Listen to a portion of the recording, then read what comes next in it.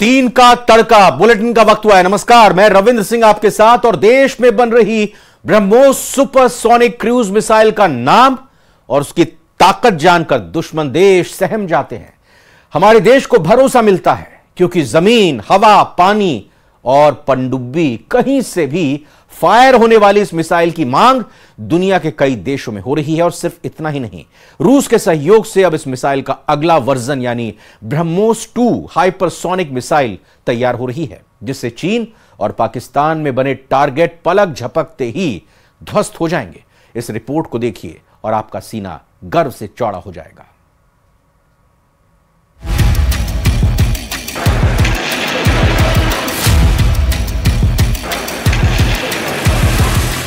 भारत की ऐसी महाबली मिसाइल जिसके आगे पाकिस्तान और चीन की हालत पस्त हो जाती है।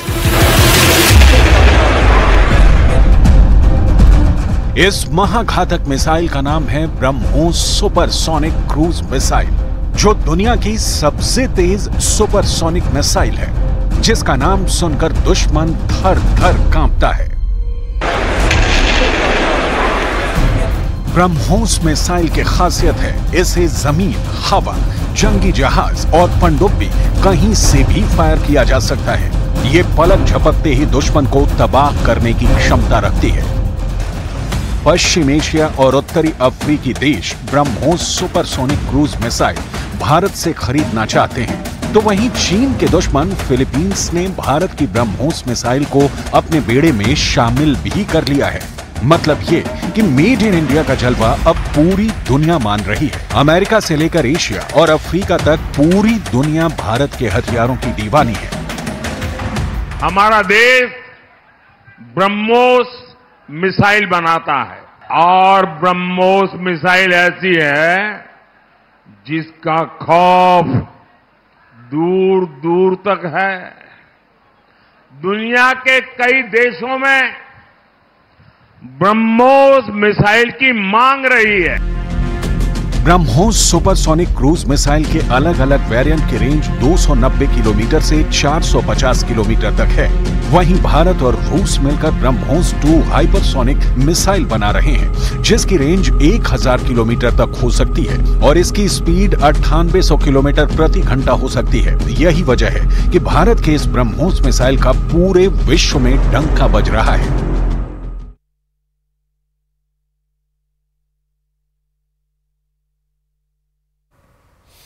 और अब यह खबर अजमेर से, जहां एक युवती को नौकरी का झांसा देकर 4 साल तक रेप करने का मामला सामने आया है। आरोप यह है कि साल 2020 में युवती की आरोपी से मुलाकात हुई थी और इसके बाद से ही वो उसके साथ रह रही थी, लेकिन नौकरी नहीं लगी तो आरोपी ने उसे अपने घर पर ही बंधक बना लिया। इसके बाद से वो मारपीट कर रेप करने लगा। उसे बंधक बनाकर घर के सारे काम करवाए गए। शराब के नशे में भी मारपीट की गई।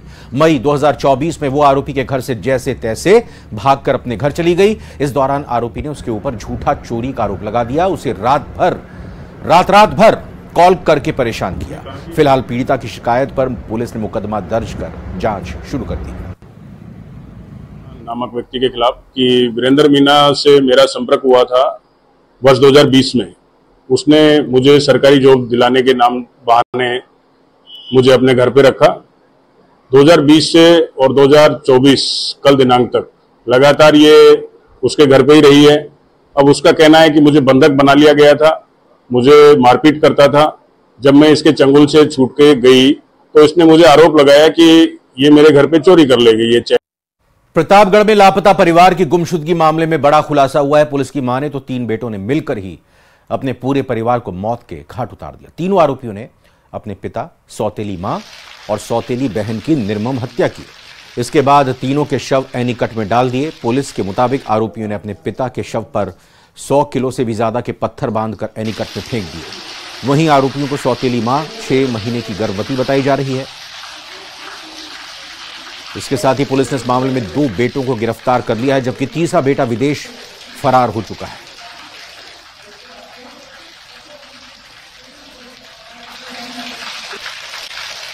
राजस्थान स्वास्थ्य विज्ञान विश्वविद्यालय ने नए नियम जारी किए हैं। पीसीआई नई दिल्ली का हवाला देते हुए कॉलेज की भूमि, टीचिंग स्टाफ समेत अन्य व्यवस्थाओं को लेकर नियम जारी किए गए हैं। RUHS के आदेशों के अनुसार अब शहरी क्षेत्रों में कॉलेज खोलने के लिए 0.5 एकड़ और ग्रामीण क्षेत्रों में 2 एकड़ की भूमि की आवश्यकता होगी। इसके अलावा टीचिंग फैकल्टी को लेकर नियमों को भी सख्त किया गया है। नए आदेश के मुताबिक टीचिंग फैकल्टी को उनके खातों में वेतन का ऑनलाइन भुगतान करना होगा। कॉलेज प्रिंसिपल और टीचिंग स्टाफ की शैक्षणिक योग्यता और अनुभव फार्मेसी काउंसिल ऑफ इंडिया के नियमों के अनुरूप होनी चाहिए।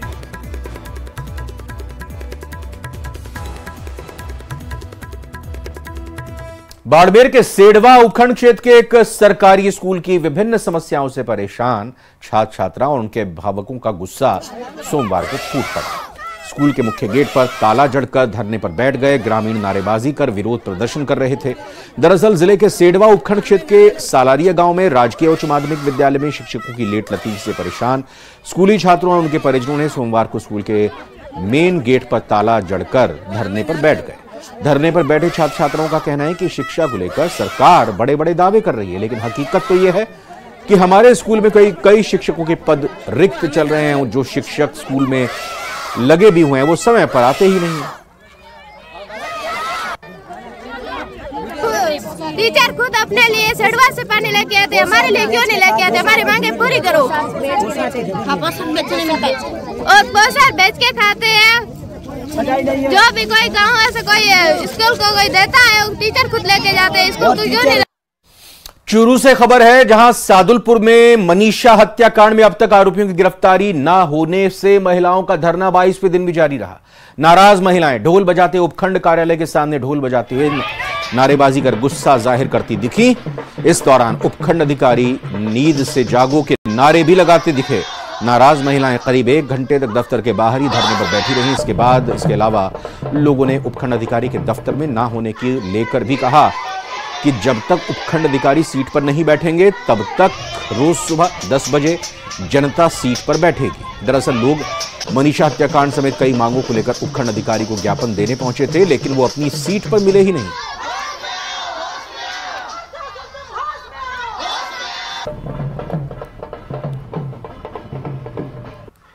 कोटा में कैथून रोड थेकड़ा पुलिया के पास नाले की दीवार क्षतिग्रस्त हो जाने से अब हर वक्त यहां पर हादसे की आशंका बनी रहती है। हालांकि यहां बैरिकेड्स लगा तो दिए गए हैं। दीवार ढहने से कैथून और आसपास की कॉलोनियों का रास्ता भी बाधित हो गया। गनीमत यह रही कि कोई बड़ी दुर्घटना अभी तक तो नहीं हुई है। यहां से रोजाना सैकड़ों वाहन गुजरते हैं, लेकिन जिस समय यह हादसा हुआ तब ट्रैफिक का दबाव कम था।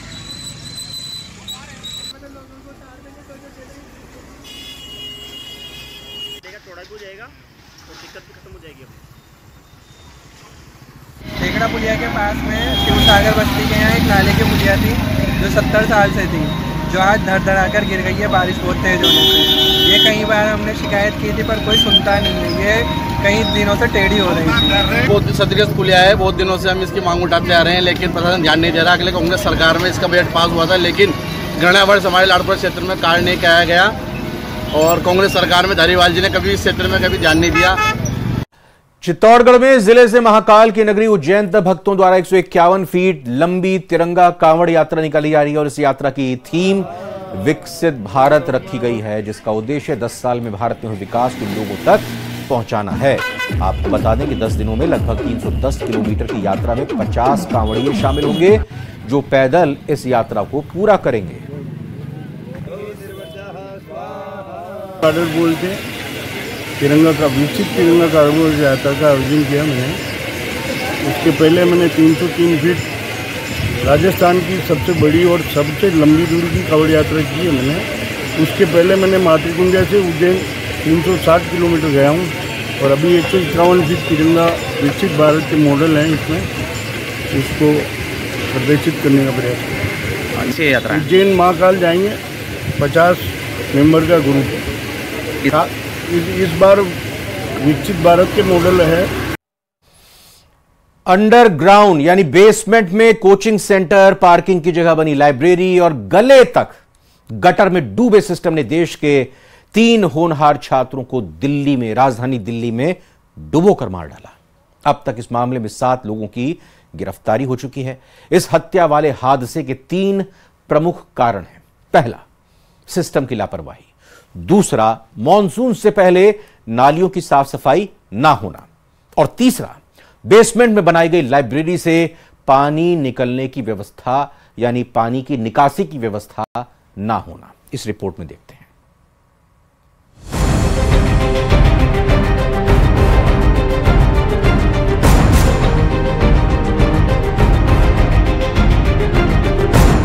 गटर में कैसे डूब गया दिल्ली का सिस्टम? ये आक्रोश, ये गुस्सा, ये पीड़ा उन 3 छात्रों के लिए भी है जो कोचिंग सेंटर में बने मौत के तहखाने में मारे गए।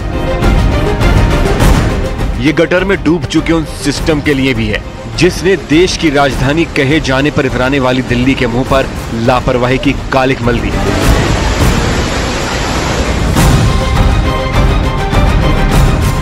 दिल्ली में मौत के कितने तहखाने?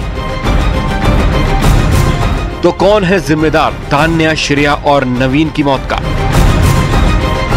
क्या सिर्फ कोचिंग संचालक, सिर्फ एमसीडी, सिर्फ पुलिस, सिर्फ प्रशासन, सिर्फ सरकार? क्या उन तीनों मौत की जिम्मेदार वो सोच नहीं जिसकी वजह से दिल्ली में सैकड़ों की संख्या में ऐसे मौत के तहखाने खुले हुए हैं? कुछ दिन पहले दिल्ली के पटेल नगर में करंट से जान गंवाने वाला नीलेश राय खबर था और तान्या, श्रेया और नवीन दर्शक। और अब तान्या, श्रेया और नवीन खबर हैं और बाकी जीवित बचे लोग दर्शक। अंडरग्राउंड डेथ चैम्बर, कितने कोचिंग सेंटर? इसीलिए सवाल है कि आज तान्या, श्रेया और नवीन के लिए जो प्रदर्शन हो रहे हैं, उनके लिए जो कैंडल मार्च हो रहे हैं, इन 3 छात्रों के लिए जो गुस्सा है, क्या वो दिल्ली को गारंटी दे पाएगा कि अब ऐसा कोई और हादसा नहीं होगा?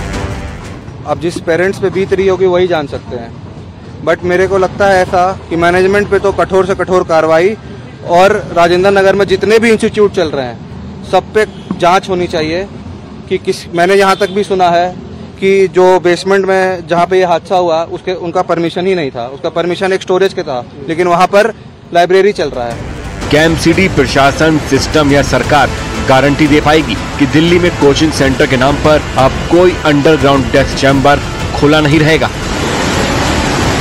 सोचिए क्या स्थिति रही होगी जब भविष्य के सपने देखने वाली आंखें अपने सामने मौत खड़ी देख रही होंगी। तान्या, श्रेया और नवीन कितने छटपटाए होंगे। उन्होंने बेसमेंट में गटर से पानी भरता देखा होगा। उस वक्त जान बचाने की जो चीखें गूंजी होंगी, वो क्या दिल्ली के सिस्टम को जगा पाएंगी, या फिर इन 3 मौतों का शोर दबने के बाद फिर ऐसी ही खामोशी पसरी होगी जो इस वक्त इस कोचिंग सेंटर में पसरी है जहां ये हत्या वाला हादसा हुआ। जब ये हादसा हुआ तो वहाँ हदेश चौहान नाम का चश्मदीद भी था, जिन्होंने ये वीडियो शेयर कर दावा किया कि हादसे वाले वक्त में वो भी बेसमेंट में फंसे थे। हदेश का दावा है कि सिर्फ 10 मिनट में कोचिंग सेंटर का पूरा बेसमेंट पानी से भर गया। न्यूज़ 18 इंडिया की टीम एक्सक्लूसिव तौर पे पहुंची है राव कोचिंग सेंटर के अंदर, जहां ये पूरा का पूरा हादसा हुआ है। हम आपको वो तस्वीरें दिखाने जा रहे हैं। सीढ़ियों से पहले देखिए, सीढ़ियों पे आपको बर्बादी की तस्वीर दिख रही होगी, जिस तरह से ऊपर से पानी यहाँ पहुंचा है। हम इधर लाइट इधर दिखाइए, इधर कैमरे को ले जा रही है। देखिए अभी भी यहाँ पानी है। ये बायोमेट्रिक गेट है, 2 तरफ सीढ़ियाँ थी लेकिन बंद भी थी बायोमेट्रिक गेट की, बायोमेट्रिक लॉक होने की वजह से ये दरवाजा आपको दिख रहा होगा।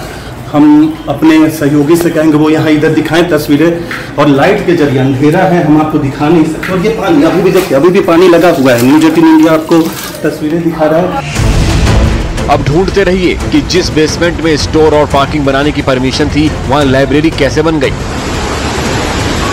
अब पता करते रहिए कि इस लापरवाही के लिए कौन कौन और कितने लोग जिम्मेदार हैं, क्योंकि तान्या, श्रेया और नवीन अब खबर बन चुके हैं और खबर की उम्र नई खबर आने तक ही रहती है।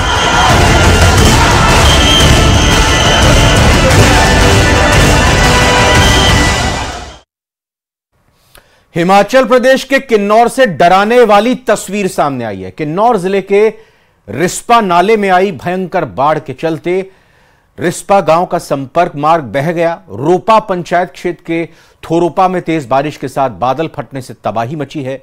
नदी नालों में आए उफान से लोग अब टेंशन में हैं। जनजीवन पूरी तरह से प्रभावित नजर आ रहा है।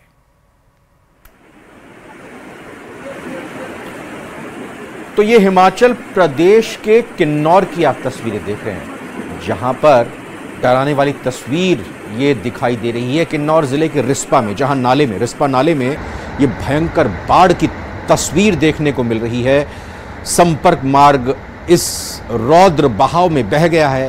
रोपा पंचायत क्षेत्र के थुरुपा में तेज बारिश के साथ बादल फटता है और तबाही मच जाती है।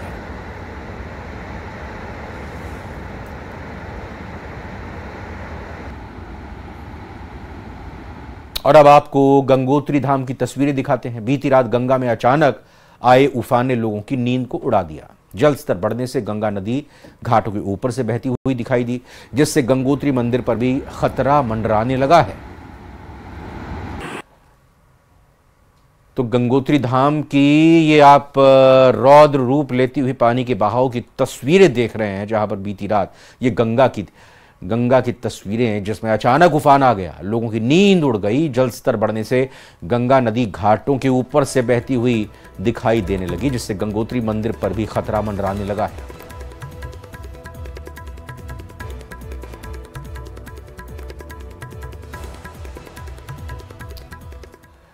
अब उज्जैन की महाकाल की तस्वीरें आपको दिखाते हैं, जहां लगातार 2 दिनों से बारिश के बाद क्षिप्रा नदी में उफान आ गया। नदी का जलस्तर बढ़ने से रामघाट समेत अन्य घाटों पर मंदिर पानी में डूब गए।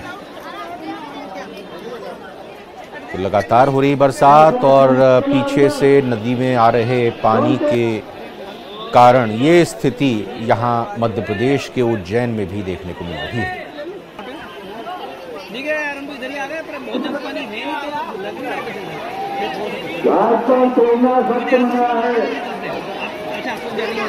यदि कोई खेलता हुआ पाया गया